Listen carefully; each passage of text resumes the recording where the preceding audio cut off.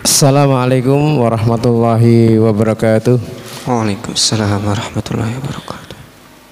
Innal hamdalillah nahmaduhu wa nasta'inuhu wa nastaghfiruh wa na'udzu billahi min sururi anfusina wa min sayyiati a'malina may yahdihillahu fala mudhillalah wa may yudlilhu fala hadiyalah. Asyhadu an la ilaha illallah wahdahu la syarikalah wa asyhadu anna Muhammadan abduhu wa rasuluhu la nabiyya wa la rasula ba'dah. Allahumma salli ala Muhammad wa ala ali Muhammad kama sallaita ala Ibrahim wa ala ali Ibrahim innaka Hamidum Majid. Wa barik ala Muhammad wa ala ali Muhammad kama barakta ala Ibrahim wa ala ali Ibrahim innaka Hamidum Majid. Qala Allah Ta'ala fi kitabil karim, ya ayyuhalladzina amanu taqullaha haqqa tuqatih wa la tamutunna illa wa antum muslimun. Wa qala Rasulullah sallallahu alaihi wasallam, ittaqillaha haitsu ma kunta wa atbi'is sayyi'atal hasanata tamhuha wa khaliqin nasa bil khuluqin hasanin. Amma ba'd. Alhamdulillah, marilah kita ucapkan rasa puja dan puji syukur kehadirat Allah Subhanahu wa taala, yang mana pada malam hari ini kita masih diberikan oleh Allah nikmat yang begitu banyak, nikmat dohir maupun nikmat batin, nikmat kesempatan, nikmat kesehatan, nikmat iman dan nikmat Islam. Bapak dan ibu-ibu, pada malam hari ini kajian Sabtu malam dimulai lagi. Miss. Cek ini nih.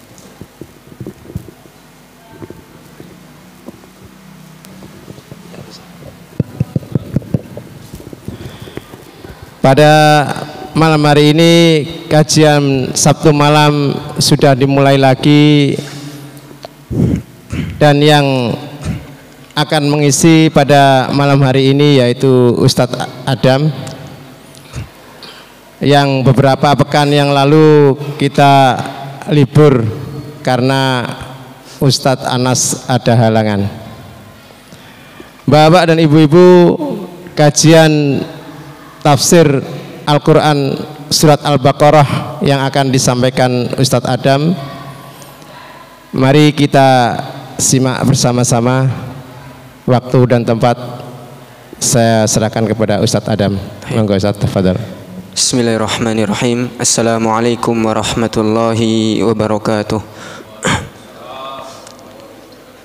Innal hamdalillah alladzi khalaqas samawati wal arda fi sittati ayyam thumma istawa 'alal 'arsy wa huwal ladzi qala huwa alladzi khalaqa lakum ma fil ardi jami'an thumma istawa ilas sama' fasawwahunna sab'a samawat wa huwa bikulli syai'in 'alim. Li amrin 'azim, yani fi ayatin ba'daha, wa idh qala rabbuka lil malaikati inni ja'ilun fil ardi khalifah qalu ataj'alu fiha man yufsidu fiha wa yasfiku ad-dima' wa nahnu nusabbihu bihamdika wa nuqaddisu lak qala inni a'lamu ma la ta'lamun. Allahumma salli wa sallim ala nabiyyina Muhammad wa ala alihi wa sahbihi ajma'in.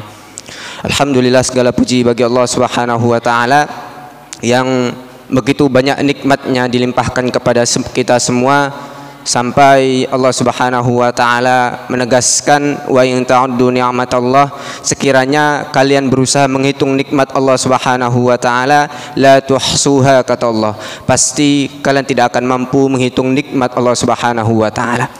Nikmat Allah Subhanahu wa taala salah satu yang paling besar adalah nikmat Allah Subhanahu wa taala yang diberikan kepada hambanya untuk bisa melangkahkan kakinya, untuk bisa menggerakkan lisannya agar bisa dekat dengan Al-Quran.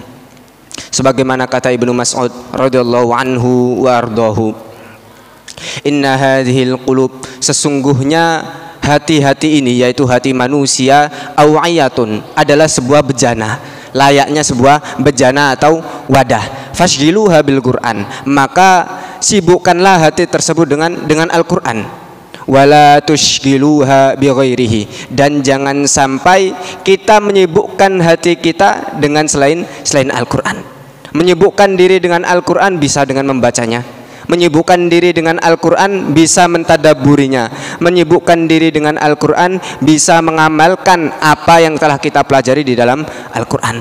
Maka nikmat ini adalah nikmat yang luar biasa dari Allah Subhanahu wa taala yang tidak diberikan Allah Subhanahu wa taala kepada semua hambanya, akan tetapi diberikan kepada orang-orang yang dipilih oleh Allah Subhanahu wa taala. Wa rabbuka yakhluqu ma yasha, dan Rabbmu wahai Muhammad yakhluqu ma yasha, menciptakan apa yang Allah Subhanahu wa taala kehendaki. Wa yakhtar, dan juga memilih siapa atau apa yang Allah Subhanahu wa taala kehendaki. Dari apa-apa yang Allah Subhanahu wa taala kehendaki dari semua makhluknya, ada waktu yang Allah Subhanahu wa taala khususkan, ada tempat yang Allah Subhanahu wa taala khususkan lebih muliakan daripada tempat-tempat yang lain, dan ada juga makhluk dari makhluk-makhluk Allah Subhanahu wa taala yaitu manusia yang Allah Subhanahu wa taala pilih khusus untuk bersimpuh duduk mempelajari firman Allah Subhanahu wa taala dan sabda Rasulullah sallallahu alaihi wasallam. Jamaah yang dimuliakan oleh Allah Subhanahu wa taala, maka seperti biasa kajian rutin Sabtu malam Ahad yaitu materi tentang tafsir, dan alhamdulillah untuk materi tafsir kita kemarin sudah sampai ke ayat 29. Ke ayat 29 yang mana Allah Subhanahu wa taala berfirman, huwallazi khalaqalakum ma fil ardi jami'a. Dialah Allah Subhanahu wa taala allazi yang khalaqalakum, menciptakan bagi kalian. Nanti kita akan bahas perbedaan khalaqa, menciptakan, dan ja'ala, menjadikan. Karena Allah Subhanahu wa taala setelah ayat ini, yaitu ayat yang akan kita pelajari di dalam ayat 30, Allah Subhanahu wa taala memakai inni ja'il, sesungguhnya saya menjadikan, bukan menciptakan. Alladzi khalaqalakum ma fil ardi jami'a, yang telah menciptakan bagi kalian wahai manusia ma fil ardi, apa-apa yang ada di dalam dunia ini, ada yang apa-apa yang ada di atas dunia ini, jami'a, semuanya. Summastawa ilas sama, kemudian Allah Subhanahu wa taala istawa. Kalau masuk ke dalam pembahasan akidah, istawa banyak sekali yang menyelewengkan makna istawa, yaitu dengan makna istaula, yang artinya tentu berbeda. Istawa yaitu singgasananya Allah Subhanahu wa taala ada di atas arsy. Maka sebagian saudara kita mungkin yang ada di dalam Asy'ariyah mengatakan bahwasanya ketika kita mentafsirkan ayat tentang istawa 'alal 'arsy, maka kita tidak boleh mentafsirkan sebagaimana teks yang sudah disebutkan Allah Subhanahu wa taala, tapi harus kita takwilkan. Nah, ini pembahasannya panjang lagi, mungkin nanti di bab akidah atau tauhid, di kajian tauhid insyaallah nanti akan dibahas. Fasawwahunna sab'a samawat, maka Allah Subhanahu wa taala menyelaraskan langit tersebut, menyelaraskan seperti hanya bumi. Langit tersebut diselaraskan seperti hanya bumi yang memiliki 7 lapisan, sab'a samawat, dengan 7 lapis yang sama pula. Wa huwa bikulli syai'in alim, dan Allah Subhanahu wa taala bikulli syai'in, dengan atau atas segala apapun, alimun, maha mengetahui. Dan Allah Subhanahu wa taala berfirman di banyak ayatnya dengan tambahan khabir, alimun khabir, maknanya sama, mengetahui, akan tetapi ketika Allah Subhanahu wa taala memakai lafaz ataupun nama dan sifat Allah Subhanahu wa taala khabir, maka mengetahui dengan daqiqi itu terperinci dengan rinciannya, sebagaimana Allah Subhanahu wa taala mengetahui apa yang ada di dalam hati kita. Khabir, kenapa disebutkan dengan khabir? Karena Allah Subhanahu wa taala benar-benar mengetahui sampai hal terkecil yang ada di dalam hati kita. Dalam ayat ini Allah Subhanahu wa taala telah menciptakan bumi ini dan apa yang ada di atas bumi ini semuanya dari benda-benda yang ada itu khusus untuk makhluk Allah Subhanahu wa taala yang disebut manusia. Dan ciptaan ini yang ada di dunia ini nantinya tujuannya adalah untuk manusia mengamalkan apa yang diberikan Allah Subhanahu wa taala dari amanah-amanah yang ada. Salah satunya adalah ayat ke-30, yaitu Allah Subhanahu wa taala di sini berfirman, "Wa idz qala rabbuka lil malaikati inni ja'ilun fil ardi khalifah." Ini adalah misi yang diberikan Allah Subhanahu wa taala kepada bashar, manusia, yang mana manusia ini selaku makhluk Allah Subhanahu wa taala yang sifatnya nanti disebutkan oleh para malaikat, yaitu yufsidu fil ard, merusak apapun yang ada di muka bumi, dan juga sifatnya apa? Yasfikud dima, menumpahkan darah. Akan tetapi Allah Subhanahu wa taala karena Maha tahu tentang hal-hal yang gaib, Maha tahu tentang hal-hal yang lebih rinci dari apa yang makhluk Allah Subhanahu wa taala lihat, maka setelah itu Allah Subhanahu wa taala menjawab pertanyaan para malaikat, qala inni a'lamu ma la ta'lamun, sesungguhnya aku lebih mengetahui dari apa-apa yang tidak kalian ketahui. Masya Allah. Di sini bantahan. Nah, ayat ke-29 ini ciptaan Allah Subhanahu wa taala, apapun itu yang ada di muka bumi ini adalah tujuannya untuk mempermudah manusia agar bisa melaksanakan misi yang sudah diberikan Allah Subhanahu wa taala. Kita tahu ada istilah visi, ada istilah misi. Visi manusia yaitu Allah Subhanahu wa taala berfirman, "Wa ma khalaqtul jinna wal insa illa liya'budun." Dan tidaklah Allah Subhanahu wa taala menciptakan jin dan manusia melainkan hanya untuk beribadah kepadaku, kata Allah. Ini visi manusia, visi jin yang sudah diciptakan Allah Subhanahu wa taala. Akan tetapi visi yang ada ini, yaitu tujuan utama kita, tentu di bawahnya terdapat misi yang diberikan Allah Subhanahu wa taala untuk menggapai visi tersebut. Salah satunya adalah Allah Subhanahu wa taala menciptakan kita semua di muka bumi ini adalah untuk khalifah, menjadi, kalau di mushaf kita artinya pemimpin, menjadi pemimpin pengatur dunia ini. Maka misi ini tujuannya adalah untuk menggapai visi yang sudah diberikan Allah Subhanahu wa taala kepada kita semua. Kita langsung masuk saja ke dalam ayat yang ke-30. Mana spidolnya, Pak?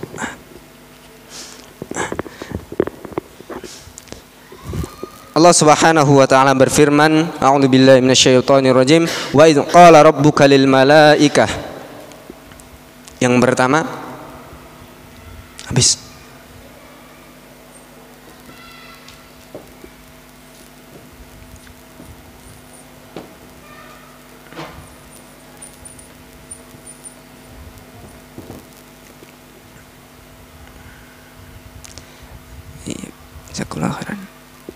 Wa idz qala rabbuka lil malaikah. Yang pertama, karena di dalam ayat ini ada 4 pembahasan yang insya Allah akan kita bahas pada malam hari ini.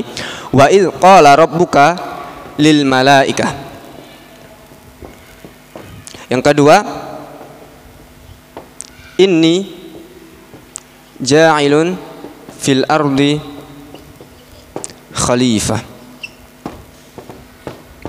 Yang ketiga, qalu, yakni al-malaikah, ataj'alu fiha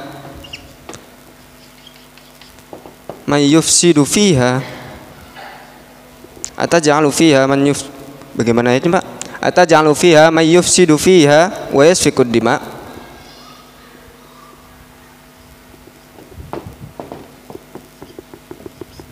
Sampai wa nahnu nusabbihu bihamdika wa nuqaddisu lak.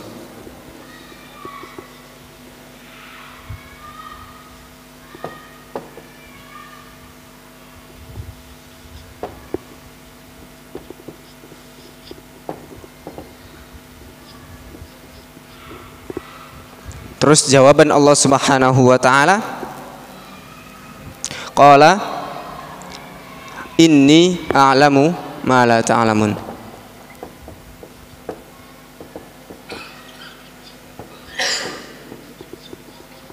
Nah, 4 pembahasan inilah yang akan kita bahas pada malam hari ini. Yang pertama, Allah Subhanahu wa taala berfirman di dalam ayatnya surat Al-Baqarah yang kedua ayat yang ke-30, wa idz qala rabbuka lil malaikah. Senada dengan ayat ini Allah Subhanahu wa taala juga berfirman di dalam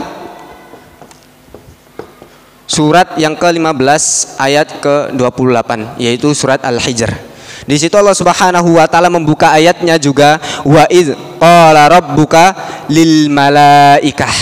Dan id, ketika Allah Subhanahu wa taala memakai lafaz id, maka artinya bukan cuman untuk diingat, akan tetapi juga dakwahkan ayat ini, sebarkan ayat ini, sehingga apa? Sehingga menjadi pelajaran bagi manusia semua.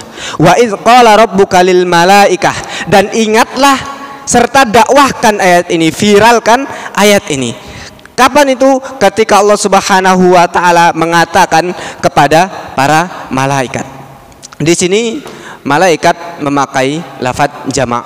Ada mufrad, musanna dan jamak. Bentuk tunggal, bentuk yang kedua, dan juga bentuk lebih dari dua. Kalau di dalam bahasa Inggris lebih dari satu itu sudah dikatakan jamak.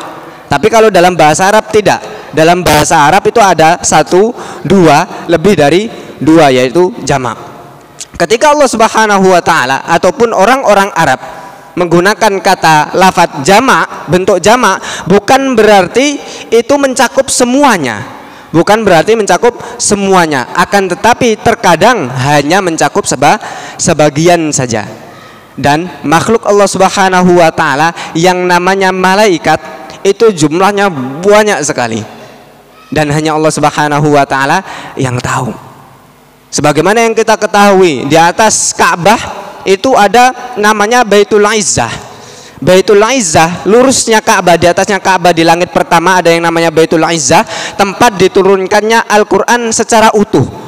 Jadi Al-Quran diturunkan Allah Subhanahu wa taala dua kali.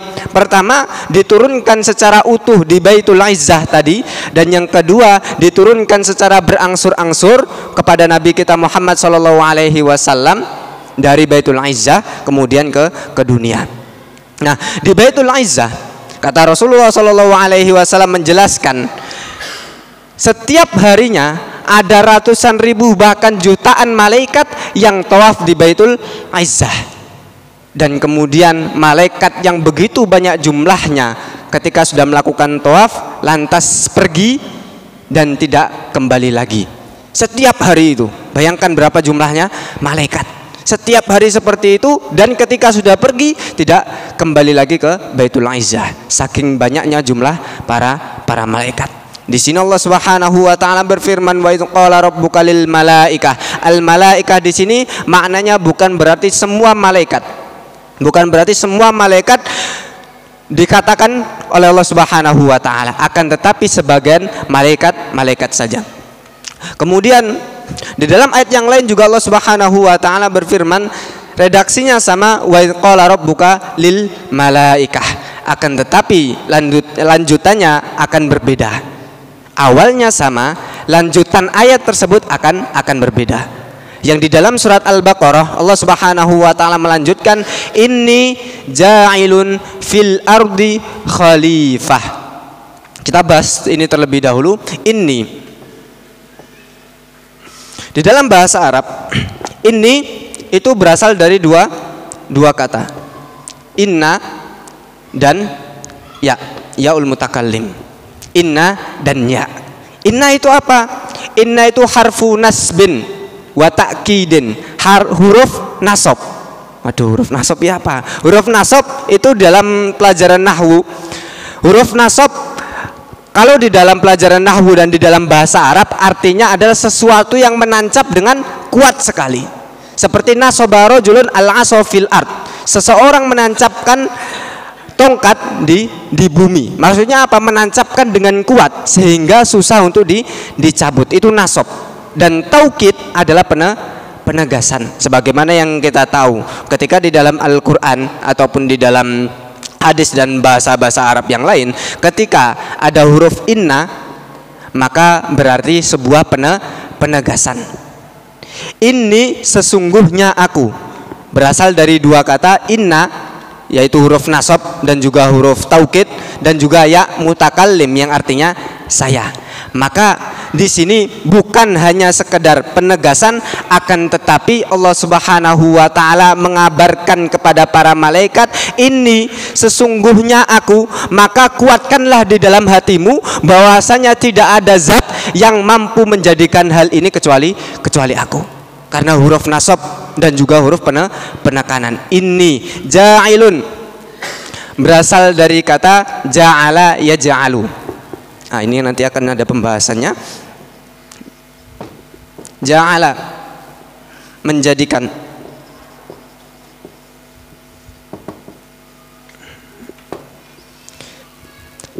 Inni ja'ilun fil ardi khalifah. Sesungguhnya aku ja'ilun adalah yang menjadikan fil ardi di dalam dunia itu, di atas muka bumi itu khalifah.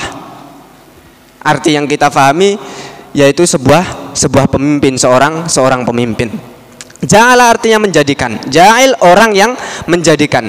Di dalam surat Al-Hijr, surat yang ke-15 ayat 28, Allah Subhanahu wa taala juga membuka ayatnya dengan wa idz qala rabbuka lil malaikah. Akan tetapi lanjutannya inni khaliqum basyara. Inni khaliqum basyara. Sesungguhnya aku menciptakan basyara. Basyara itu bisa berarti manusia, bisa juga berarti jin. Akan tetapi Allah Subhanahu wa taala menegaskan bahwasanya ini adalah manusia dengan lanjutan ayatnya min salsalim min hamaim masnun, yaitu manusia. Coba kita perhatikan bagaimana detailnya Al-Qur'an ketika Allah Subhanahu wa taala, zat yang maha sempurna, zat yang tidak ada aib, zat yang tidak memiliki cacat, ketika berfirman maka tidak ada satu cacat pun di dalamnya. Allah Subhanahu wa taala berfirman di dalam surat Al-Hijr ayat ke-28, inni khaliqum basyara. Sesungguhnya aku menciptakan basyara manusia. Perbedaannya ja'ala dan khalaqa. Kalau ja'ala adalah menjadikan sesuatu yang sudah ada menjadi hal yang baru, sesuatu yang baru. Beda dengan khalaqa. Khalaqa ini hanya Allah Subhanahu wa taala yang mampu melakukan. Kenapa? Karena menjadikan sesuatu yang belum ada menjadi sesuatu yang ada. Hal ata 'alal insani hinum minad dahri lam yakun syai'an madhkura. Manusia dulu itu lam yakun syai'an madhkura, belum menjadi sesuatu yang bisa disebut manusia. Tidak ada. Jadi kita dulu tidak ada, Pak. Jenengan yang sekarang Masya Allah sudah punya uban, jenggotnya panjang, dulu tidak ada. Tidak ada yang kepikiran ada makhluk namanya manusia, tidak ada.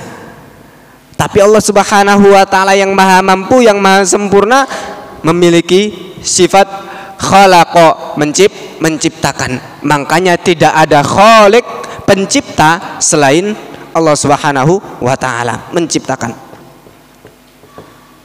Nah, bedanya ja'ala dan khalaqa. Kalau ja'ala dari yang ada menjadi sesuatu yang baru. Kalau khalaqa dari yang tidak ada, sama sekali tidak ada, menjadi ada. Inni khaliqum basyara. Nanti akan ada hubungannya antara ayat ini inni khaliqum basyara dengan perbedaan pendapat bagaimana malaikat bisa menanyakan sesuatu kepada Allah Subhanahu wa taala tentang hal yang belum diciptakan Allah Subhanahu wa taala. Qalu ataj'alu fiha may yufsidu fiha wa yasfikud dima. Ya Allah, apakah engkau akan menciptakan sesuatu yang sifatnya apa? Merusak di atas muka bumi, dan sifatnya apa? Yusfikud dima, yaitu menumpahkan darah. Maka terjadi selang pendapat di sini. Ada yang mengatakan para malaikat bisa menanyakan pertanyaan seperti itu karena dahulu Allah Subhanahu wa taala sudah menciptakan jin dan diletakkan di muka bumi ini, kemudian menumpahkan darah dan merusak apa yang ada. Itu pendapat para ulama seperti itu. Tapi Allah Subhanahu wa taala sudah menegaskan di dalam surat Al-Hijr bahwasanya Allah Subhanahu wa taala sudah mengatakan kepada malaikat bahwasanya sudah menciptakan makhluk yang namanya basyar. Lantas kemudian tafsilnya, rincian dari ayat surat Al-Hijr ayat 28 ini ada di dalam surat Al-Baqarah ayat yang ke-30. Allah Subhanahu wa taala melanjutkan pembicaraannya dengan para malaikat, inni ja'ilun fil ardi khalifah.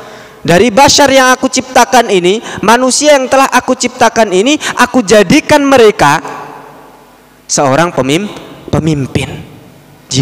Dijadikan Allah Subhanahu wa taala seorang pemimpin. Lantas apa sih makna khalifah? Di mushaf yang ada bersama kita artinya pemimpin, dan itu tidak salah. Artinya pemimpin itu tidak salah. Akan tetapi para ulama banyak mentafsirkan khalifah. Salah satunya adalah khalifah berasal dari kata khalafa, yakhlifu atau yakhlufu. Masdarnya khalfan atau khalifatan. Nah, yang artinya khalafa yakhlufu adalah menggantikan dari yang sudah ada. Maksudnya silih berganti. Kan kita manusia hidup di dunia ini, mungkin ada yang kelahiran 98, bahkan mungkin ada yang kelahiran 1970 di sini atau 1960. Tentu yang sudah meninggal dahulu itu akan digantikan dengan anak keturunannya. Nah, ini yang dikatakan dengan khalifah.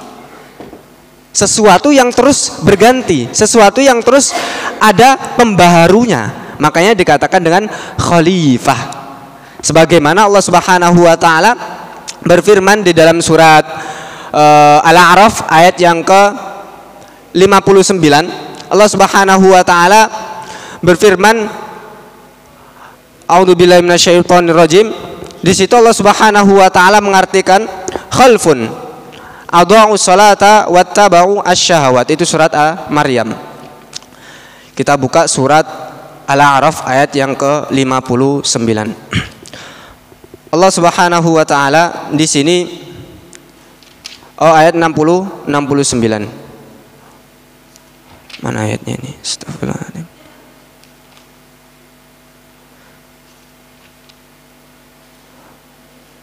Ada yang ini ayatnya saya lupa. Al-Ankabut.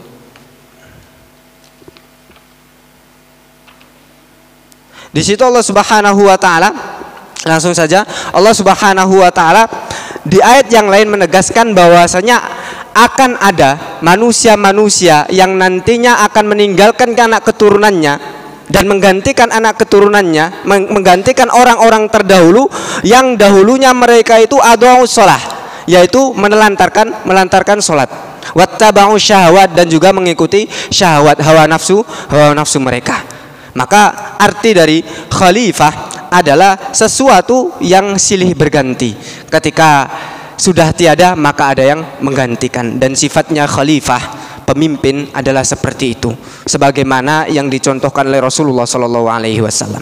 Ketika Rasulullah Shallallahu Alaihi Wasallam meninggal dunia, maka ada Abu Bakar radhiyallahu anhu wardohu yang menggantikan siapa? Menggantikan Rasulullah Shallallahu Alaihi Wasallam. Begitu juga seterusnya, Abu Bakar wafat, kemudian digantikan oleh Umar bin Al-Khattab radhiyallahu anhu wardohuma, dan sampai seterusnya. Dan sekarang kita pada fase di mana tidak ada pemimpin umat Islam ini. Maka kata Rasulullah Shallallahu Alaihi Wasallam, fi kulli mi'ati ra'si sanah, di setiap 100 tahun sekali akan ada seorang yang diutus oleh Allah Subhanahu wa taala untuk memperbarui agama ini. Maka ini sudah kurang lebih 100 tahun. Dan sabda Rasulullah Shallallahu Alaihi Wasallam tidak akan pernah meleset selagi sabda tersebut sahih, hadisnya derajatnya sahih, tidak akan pernah meleset. Kita lihat sekarang apa yang terjadi di Palestina, apa yang terjadi di negara-negara Muslim yang lain.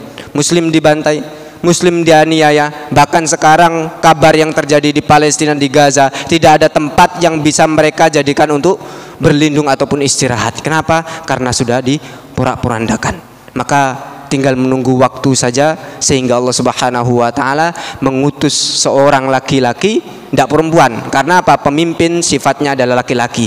Tidak ada di dalam sejarah Islam seorang pemimpin adalah perempuan. Tidak ada sejarahnya. Maka kita tinggal menunggu satu pemimpin yang nanti dijanjikan oleh Allah Subhanahu wa taala di setiap 100 tahun sekali. Dan di akhir zaman ini pemimpin itu adalah Imam Mahdi. Kita tunggu saja, mudah-mudahan Allah Subhanahu wa taala menjadikan kita termasuk menjadi pasukan-pasukan Allah Subhanahu wa taala dan bukan menjadikan kita menjadi pasukan-pasukan Dajjal laknatullah alaihi. Amin amin ya rabbal alamin. Allah Subhanahu wa taala dalam ayat ini, inni ja'ilun fil ardi khalifah, sesungguhnya aku ja'ilun menjadikan fil ardi di muka bumi ini khalifah, seorang pemimpin yang sifatnya silih berganti, ketika sudah tiada digantikan dengan orang-orang yang baru. Qalu, para malaikat mengatakan, ataj'alu fiha, apakah engkau wahai Allah akan menjadikan di dalam muka bumi itu, di atas muka bumi itu, man yufsid fiha, siapa yang orang yang merusak di dalamnya, wa yasfikud dima, dan juga menumpahkan darah. Di sini banyak sekali syubhat yang dilontarkan oleh orang-orang yang tidak menyukai Islam, oleh liberal dan lain sebagainya. Mengatakan, loh, katanya malaikat tidak punya nafsu, katanya malaikat itu selalu mentaati Allah Subhanahu wa taala. Kenapa di dalam ayat ini malaikat kok seakan-akan membantah Allah Subhanahu wa taala dengan pertanyaan, ya Allah, apakah engkau akan menciptakan makhluk yang sifatnya merusak dan juga menumpahkan darah? Wah, ini syubhat yang dilontarkan oleh para liberal.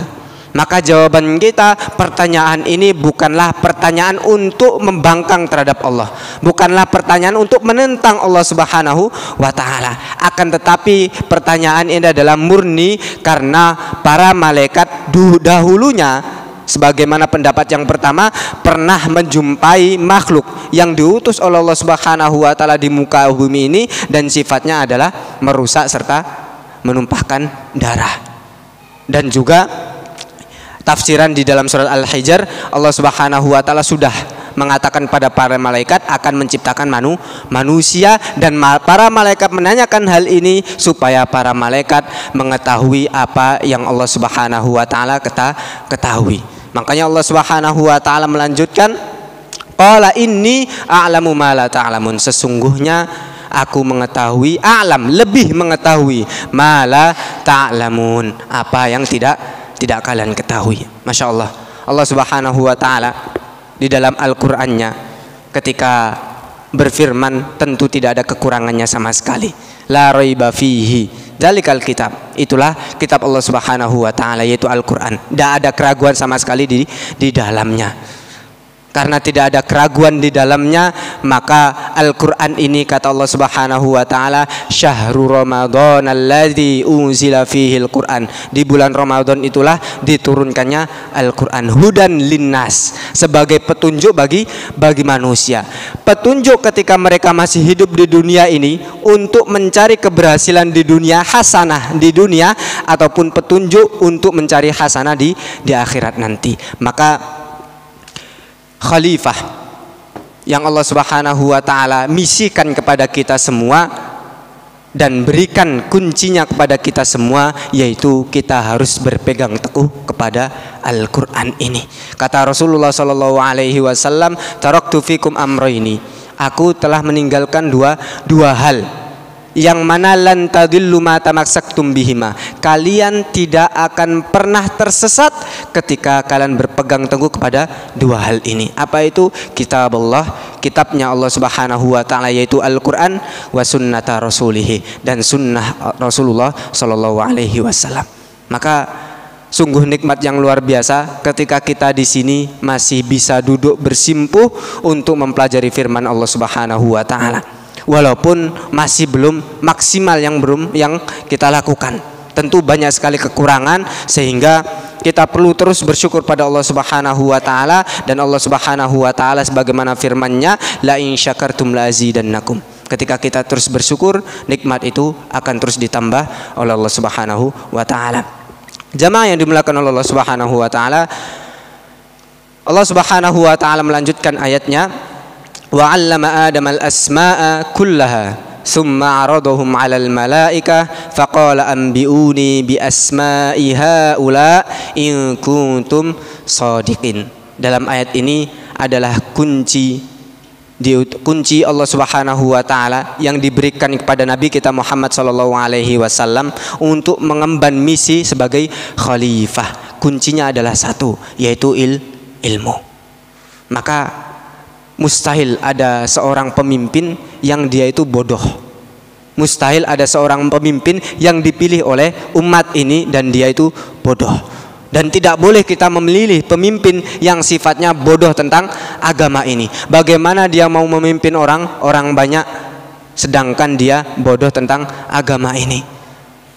Allah Subhanahu wa taala berfirman, "Ya ayyuhalladzina amanu," wahai orang-orang yang beriman, anfusakum, jagalah diri kalian, kita semua, wa ahlikum naro, dan juga keluarga kalian dari apa? Api neraka. Dan cara menjaga diri kita dan juga keluarga kita dari api neraka adalah dengan takwa. Dan takwa adalah menjalankan perintah Allah Subhanahu wa taala semaksimal diri kita dan menjauhi semua larangan Allah Subhanahu wa taala. Dan kita tidak akan mungkin bisa mengetahui perintah dan larangan Allah Subhanahu wa taala kecuali dengan belajar. Masya Allah. Dalam ayat-ayat ini Allah Subhanahu wa taala mengisyaratkan kepada kita semua bahwasanya kita adalah makhluk yang spesial. Lebih spesial daripada malaikat. Kalau malaikat diciptakan Allah Subhanahu wa taala selalu bertakwa, tidak memiliki hawa nafsu dan tidak pernah bermaksiat pada Allah Subhanahu wa taala, maka kita sebagai manusia diciptakan Allah Subhanahu wa taala memiliki akal, hawa nafsu, dan sifatnya adalah suka membangkang. Allah Subhanahu wa taala berfirman di dalam surat Asy-Syams, "Wa nafsu wa ma sawwaha." Nafs, apa itu nafsun? Kalau di dalam bahasa Indonesia nafsun kita artikan sebagai nafsu. Kita artikan sebagai nafsu. Kalau dalam bahasa Arab nafsun adalah jiwa. Yang mana di dalam jiwa ini terdapat dua hal, fa'alhamaha fujuraha wa taqwaha. Fujur, yang pertama fujur, yang kedua adalah takwa. Nah, dua hal ini selalu menemani kita sebagai manusia, yaitu fujur, kejahatan yang selalu diri kita itu ingin kepada hal-hal yang mungkar, yang dibenci oleh Allah Subhanahu wa taala. Innan nafsa la ammaratum bisu. Sesungguhnya jiwa ini itu selalu condong kepada keburukan. Maka hebatnya manusia, makhluk yang Allah Subhanahu wa taala ciptakan ini memiliki dua kemungkinan. Antara dia mampu mengalahkan hawa nafsunya sehingga mampu mendatangkan takwa tersebut, ataukah dia kalah dengan hawa nafsunya sehingga lebih taat kepada hawa nafsu tersebut. Masya Allah. Dan Allah Subhanahu wa taala menciptakan dua hal ini bukan berarti Allah Subhanahu wa taala menginginkan keburukan kepada diri seorang hamba. Allah menciptakan fujur, hal yang jelek, bukan berarti Allah Subhanahu wa taala menginginkan hal yang jelek kepada diri kita. Akan tetapi apa? Akan tetapi Allah Subhanahu wa taala ingin menampakkan hal yang baiknya. Kalau tidak ada hal yang buruk, mana mungkin kita tahu hal yang baik. Kalau tidak ada marah, mana mungkin kita bisa sabar. Kalau tidak ada misalkan boros, mana mungkin kita bisa hemat. Kalau tidak ada dusta, mana mungkin kita bisa jujur. Allah Subhanahu wa taala menciptakan ini sebagai ujian bagi diri kita. Ketika Allah Subhanahu wa taala menghadapkan kita kepada hal-hal yang mampu mendatangkan sifat yang jelek, misalkan marah, maka disitulah Allah Subhanahu wa taala menginginkan kita untuk mendatangkan sifat yang baik, yaitu kita harus bersabar. Maka tidak ada satu hal pun yang diciptakan Allah Subhanahu wa taala kepada diri kita melainkan hal tersebut adalah kebaikan bagi hamba tersebut. Maka jamaah yang dimuliakan Allah Subhanahu wa taala, manusia diciptakan spesial lebih istimewa daripada para malaikat. Kalau para malaikat memiliki sifat yang tidak akan mungkin bermaksiat pada Allah Subhanahu wa taala, tapi manusia memiliki sifat yang mana sifat itu condong kepada keburukan, dan manusia ketika mampu mengalahkan hal tersebut, maka imannya akan sempurna. Sebagaimana sabda Rasulullah sallallahu alaihi wasallam, la yu'minu ahadukum, tidak akan mungkin sempurna iman kalian hatta yakuna hawahu, sampai hawa nafsunya taba'an lima ji'tu bihi, menjadi pengikut apa yang aku bawa, kata Rasulullah sallallahu alaihi wasallam. Maka bahagia sekali, beruntung sekali orang-orang yang mampu mengalahkan hawa nafsunya dan mampu kemudian taat terhadap syariat Allah Subhanahu wa taala. Siapa yang tidak kenal dengan Umar bin Khattab radhiyallahu anhu? Keras, masya Allah, sahabat yang sangat keras. Ketika bertemu orang lain maka langsung diajak duel. Bahkan saudarinya sendiri dipukul sampai berdarah oleh Umar bin Khattab radhiyallahu anhu. Tapi itu sebelum Islam. Ketika Umar bin Khattab radhiyallahu anhu kenal dengan Islam, diberikan hidayah oleh Allah Subhanahu wa taala, apa yang terjadi? Sifat kerasnya menurun. Sifat kerasnya tidak hilang, akan tetapi diletakkan di dalam syariat Allah Subhanahu wa taala. Kapan waktunya marah, kapan waktunya keras, saat itulah Umar bin Khattab akan mendatangkan sifat karakteristiknya. Tapi ketika di situ tempat dan waktu dilarang untuk marah, dilarang untuk mengeluarkan kerasnya anggota badan ini, maka Umar bin Khattab radhiyallahu anhu tidak akan mungkin marah dan tidak akan mungkin berbuat keras. Mampu menjadikan hawa nafsunya, sesuatu yang buruk di dalam dirinya yaitu karakter itu tadi, menjadi mengikut kepada syariat Islam.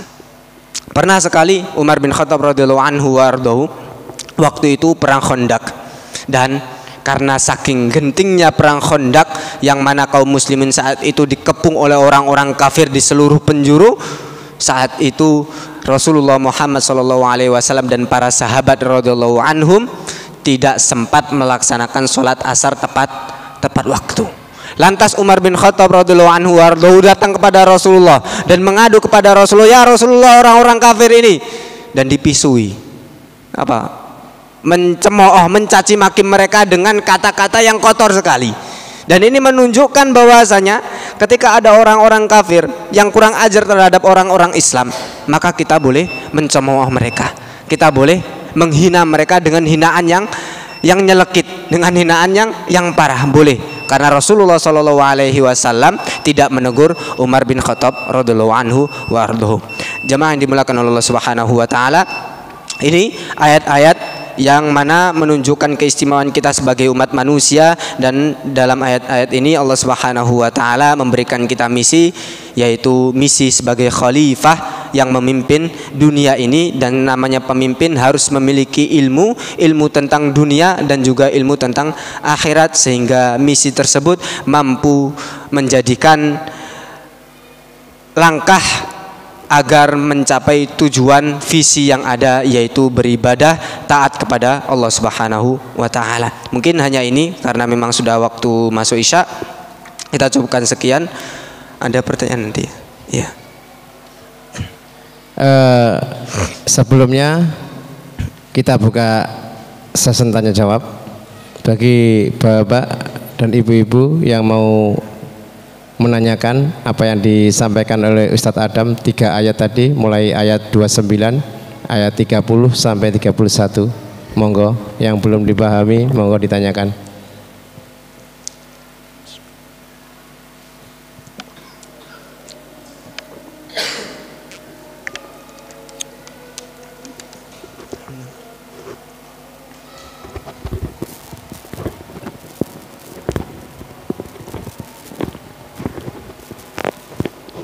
Sudah? Tidak ada yang tanya? Alhamdulillah, berarti sudah paham. Saya. Yang diterangkan oleh Ustadz insya Allah sudah dipahami oleh Bapak ini. Alhamdulillah. Sebelumnya saya sebagai pembawa acara, saya mohon maaf yang sebesar-besarnya apabila ada kekeliruan dalam saya membawakan acara pada malam hari ini. Sebelum acara kajian ilmu ini kita tutup, marilah kita tutup dengan bacaan doa kafaratul majlis. Subhanakallahumma bihamdika asyhadu an la ilaha illa anta astaghfiruka wa atubu ilaih. Dari saya, wassalamualaikum warahmatullahi wabarakatuh.